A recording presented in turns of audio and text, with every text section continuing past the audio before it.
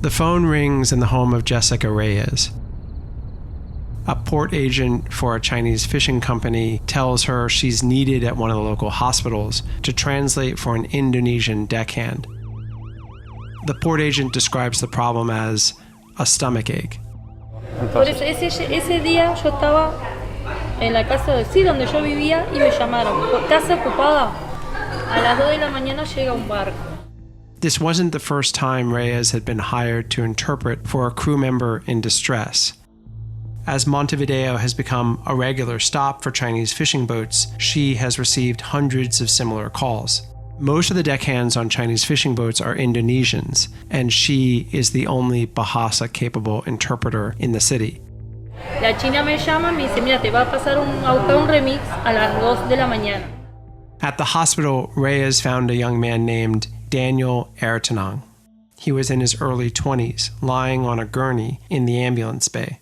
He whispered to her that he'd been beaten and tied by the neck, that he hadn't eaten in weeks. Lo que pasa es que el muchacho cuando llegó estaba vivo, pero estaba todo golpeado y lo único que me decía que tenía miedo. Daniel's limbs and face were grotesquely swollen. His eyes were black, and he had bruises on his neck and torso. As Reyes was sent out of the hospital room to wait in the hall, Daniel, crying and shaking, asked her, "Please, where are my friends? I'm scared."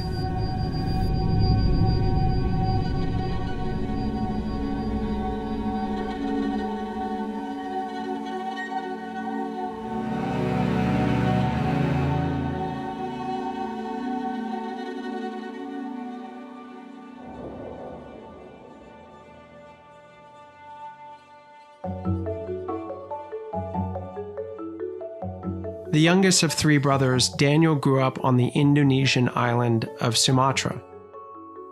As a teenager, he spent his free time working on motorcycles in the shop his father ran next to the family home, rebuilding engines and patching tires, slipping away sometimes with friends to drag race his small blue Yamaha King of the Street motorcycle. Jelas anaknya tuh kocak, terus banyakan ibarat itu senda gurau dia anaknya tuh. Terus apa-apa serba ingin tahu dia tuh. His teachers described him as punctual, earnest, a tidy dresser, and a class clown who liked to flirtatiously prank the girls in his class. Orangnya kalau Daniel tuh ini gimana? Senang-senang, ceria. Ceria. Iya. Oke. Sini, situ. Ke gereja pun rajin. Ya. Kekanak-kanakan kayak gitu nah. Jahil kah gitu? Iya, jahil. Habis itu apa ya? Banyak ulah lah kayak Banyak gitu. ulah. Enggak apa segala macam diingetin sama dia. Itu. Perhatian. Oh ya ampun. Memang mungkin di dalam keluarganya tuh mungkin dia yang paling rumah anak perhati sama ibunya gitu saling ini. Lalu anaknya baik. Nah, ya. Agak beda dengan abangnya. Kalau abangnya karakternya agak apa namanya tuh laki-laki yang agak keras ya. Tapi Daniel ini kalem orangnya dan tidak banyak ngomong. In May 2018, Daniel graduated from high school. He applied for jobs at the local mini market and plastic and textile factories, but no one was hiring. Youth unemployment in the village was over 13%. Kemudian cari kerja dengan saya, cari kerja ke berbagai perusahaan di Bengkulu. Ternyata hasilnya nihil, nggak dapat. Kalau di darat kan mau skill. Yo. Saya ini nggak punya skill. Mau ngapa-ngapain nggak bisa. Ya. Terus mau gimana kalau nggak ke laut? Many other villagers were returning home from work on foreign fishing ships with enough money to buy motorcycles, land, and their own houses. With no apparent options for finding work in the village, Daniel liked the idea of heading out to sea, as long as he could stay together with his friends. Berarti kamu timbullah inisiatif, kamu mau ke laut gitu kan? Niat kamu mau ke laut ya sekarang? Ya, saya mau ke laut. Tapi barengan kita, jangan sampai pisah. Ya udah, tanggal sekian kita berangkat ke Jawa, kita selesai. In the first week of July of that year, Daniel set out with his friend Henki for Tegal, a city in central Java, to apply for work through a manning agency that recruits and supplies workers to foreign fishing ships. Nggak mau berangkat kalau mau pisah, nggak mau berangkat. The two young men took medical exams and handed over their passports, copies of their birth certificates and bank documents, along with several headshots. For the next 2 months, Daniel waited in Tegal to hear if he and Henki would get a ship assignment. Money ran short. Dia ngechat saya kan di Messenger, minta tolong transfer duit. Untuk Daniel? Untuk Daniel, karena dia udah nggak ada lagi duit dan udah habis-habisan katanya. On September 1st, the manning agency told Daniel and Henki to fly to Busan, South Korea, where they assumed they would be working on a South Korean vessel. But when they got to the port, they were told to climb aboard a Chinese vessel, a red and white squid jigger called the Zhenfa 7. Lihat bendera Cina, kapal Cina ini kataku. Kapal cumi, lihatin di PKL kapal cumi gimana? Gini. Tanda tangan. The manning agency had the young men sign a 2-year contract. Kapal operasi sekian bulan, sandar ntar 8 bulan satu kali sandar. Kantor tuh ngomong, tapi nyatanya nggak ada nyandar. Nggak ada 2 tahun di tengah terus kami. It took roughly 3 months for the Zhenfa 7 to travel the 8,000 miles to the high seas fishing grounds west of the Galapagos Islands. On board were 20 Chinese crew and 8 other Indonesians. Daniel couldn't have known it at the time, but by becoming a crew member on a Chinese squid fishing vessel, he had just stepped onto the lowest rung of what may be the largest maritime operation the world has ever known.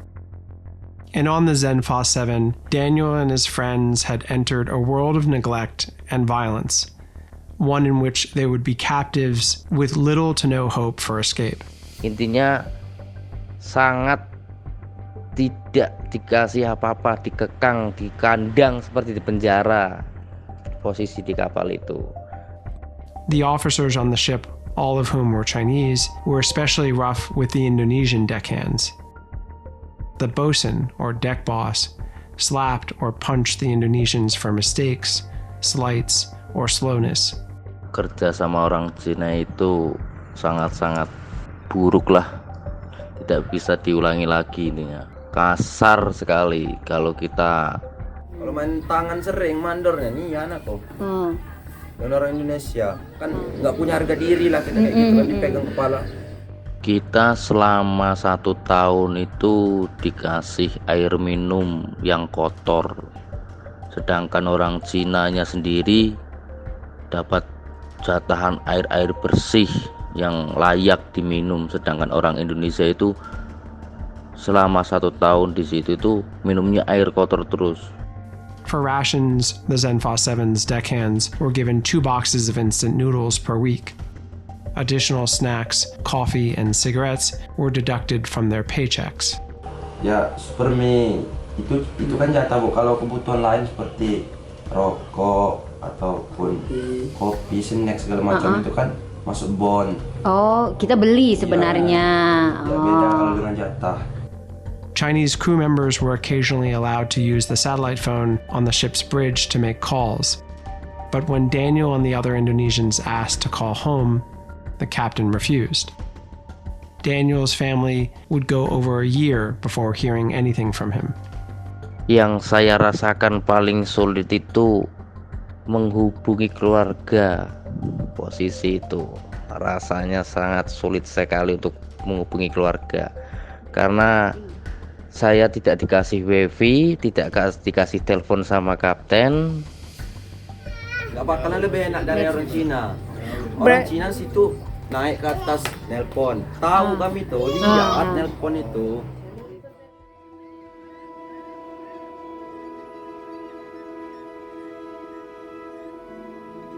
On New Year's Day 2021, 16 months after setting sail from Busan, the Zhenfa 7 headed from Chile eastward around the southern tip of South America, towards rich fishing grounds near the Falkland Islands, in an area known as the Blue Hole. While passing through the Strait of Magellan, the ship stopped briefly in Chilean waters near Punta Arenas, several hundred yards from shore, close enough to make a cell phone call. HP orang Cina, nah dapat sinyal pas di Chili kemarin, di pelabuhan Chili itu kan dekat dengan daratan, cuma berapa ratus meter dari daratan, jadi dapat sinyal. Terus bilang, bisa nggak telepon ke Indonesia? Bisa katanya. Terus gimana katanya, kalau mau bayar, ini telepon katanya, kita hitung per menit. Daniel ran below deck, gathering up cigarettes and snacks, and then quickly making the rounds, begging other deckhands to buy them. Terserah katanya. Ini tolong bayar dulu, aku mau nelpon katanya. Kasihlah 100 yuan, dapatlah 5 menit. Ini bapak dengan ibu saksi, nggak lama saya nelpon. Daniel and Henki agreed to split the 5 minutes to call their families. Daniel dialed his parents' house, where his mother answered. Dan dia nanya, mana bapakku, aku mau ngomong. Kata mamanya masih tidur. Dia beritahu, nanti kalau anakku ini shock. Nanti aku mau pulang, nanti lebaran mah. The truth was that Daniel's father, Joni, had died from a heart attack just days earlier. But Daniel's mother thought the news would upset him too much, with him being so far from home. He would never learn the truth of his father's passing, because just a few weeks after making the call home, Daniel fell severely ill. Daniel sakit perut. Gitu dia bilangnya. Iya. Okay. Sakit perut, dikasih obat. Kasih obat dari atas. Yang sakit di kapal itu Heri Kusmanto dengan Daniel sampai bengkak-bengkak dan menjadi matanya kuning itu. Pertama, Daniel sakit. Sebelum saya jaga kan belum terlalu drop, masih punya tenaga, istilahnya masih gagah.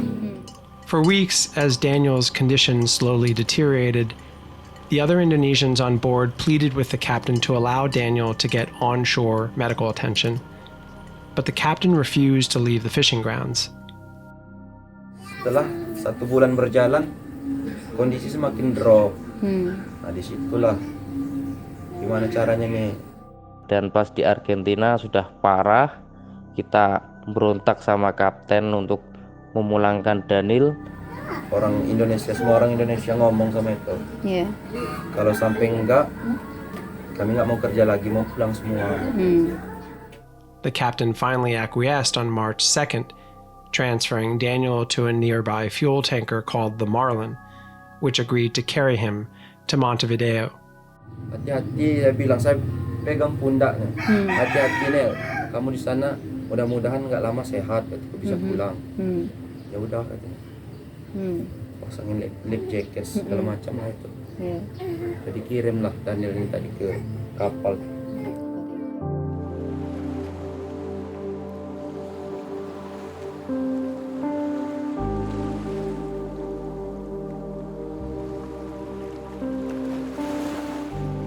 Daniel was transferred from the Zenfa 7 to the fuel tanker Marlin on March 2nd, and he arrived in Montevideo 6 days later, on March 8th. And rather than carrying Daniel all the way to shore, the Marlin crew put him in a skiff and dumped him on the port before motoring away.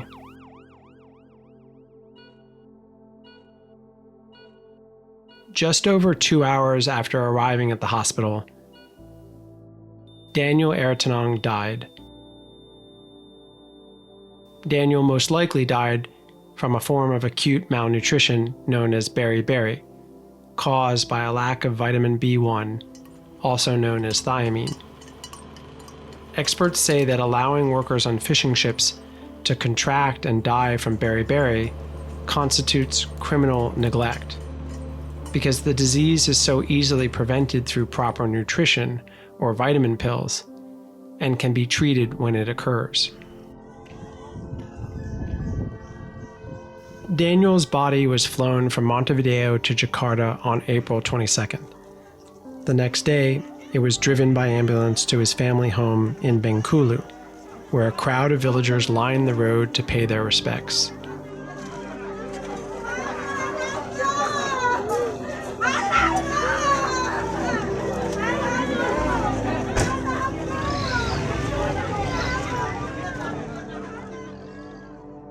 Ya, saya tanyakan, maksud saya gimana Kap yang ini Cap, masalah Daniel di darat, udah sehat, boleh dibawa pulang.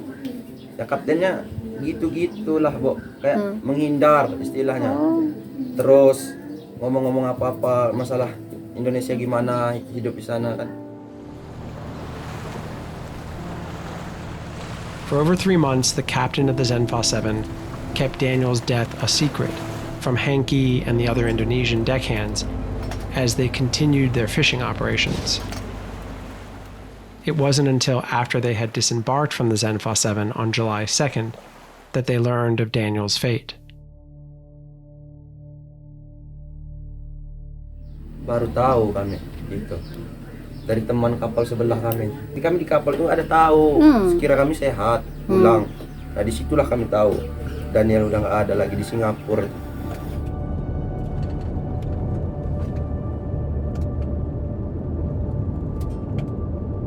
By the time Henki and the other Indonesian deckhands had made it home, Daniel's body had long been buried in the village cemetery, laid to rest just a few feet from his father, his grave marker bearing the last name of his mother.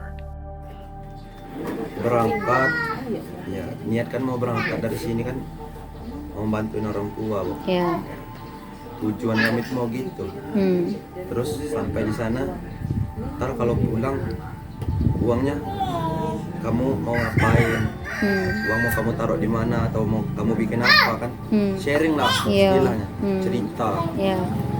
Saya bilang saya mau gini, kalau punya uang ntar mau gini ya. Ya udah kamu gimana Nel? Dibilang ada Nel, saya mau bikin ini usaha. Ya, atau kan mau bikin rumah kan segala macam lah. Usahanya.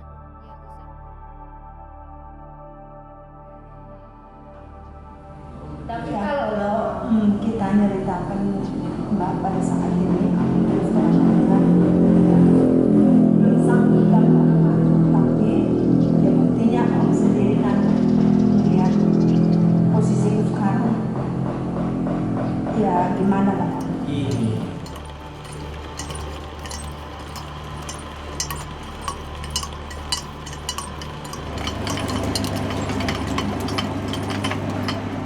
Daniel's family signed a non-disclosure agreement with the Chinese fishing company. In exchange for releasing the company from wrongdoing, they received the equivalent of about $13,000. Money they ended up using to repair their roof. Daniel managed to fix up his parents' house after all.